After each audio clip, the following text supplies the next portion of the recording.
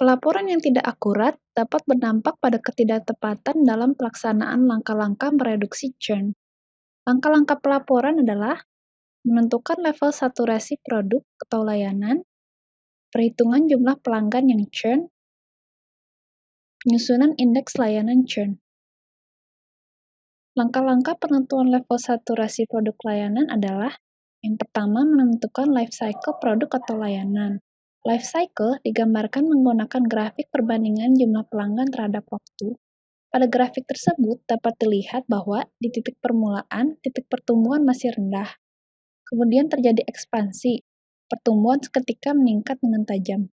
Selanjutnya, pertumbuhan mencapai titik optimal. Pada titik ini, pasar mulai jenuh dan pertumbuhan menjadi konstan. Setelah itu, churn rate meningkat dan terjadi penurunan jumlah pelanggan. Langkah kedua adalah menentukan penetrasi customer base. Pada langkah ini dilakukan perbandingan penetrasi dengan area atau negara lain. Jika saturasi meningkat, ancaman churn semakin tinggi. Langkah ketiga adalah menentukan indeks tekanan churn.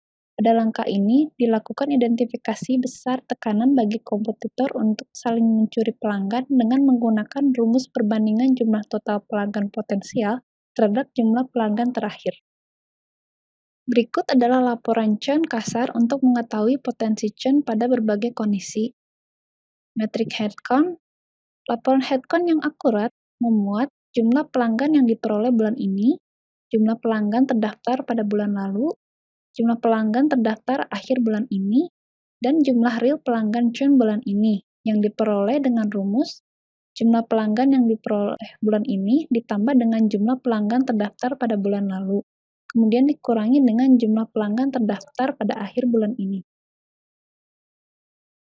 Metrik pembatalan yang dibuat menggunakan database pelanggan mengenai jumlah pembatalan layanan dan perubahan status. Metrik pendapatan yang merupakan laporan kerugian dalam bentuk revenue dan peluang. Metrik ini dapat menunjukkan tipe pelanggan seperti apa yang tingkat churn-nya low, medium, atau high revenue customer. Langkah dalam menyusun indeks churn meliputi menentukan standar kode churn dan disosialisasikan ke bagian-bagian yang berkaitan, mengumpulkan informasi alasan pelanggan melakukan churn. Alasan churn dapat diperoleh dari entry melalui sistem billing dan customer service, dan identifikasi langsung melalui polling. Beberapa hal penting yang perlu diperhatikan dalam tabel indeks churn adalah definisi churn harus ditentukan dengan jelas. Alasan churn sebaiknya dikategorikan ke dalam 3 hingga 7 kelas untuk meningkatkan efektivitas dan reduksi biaya investasi. Berikut adalah contoh tabel indeks churn.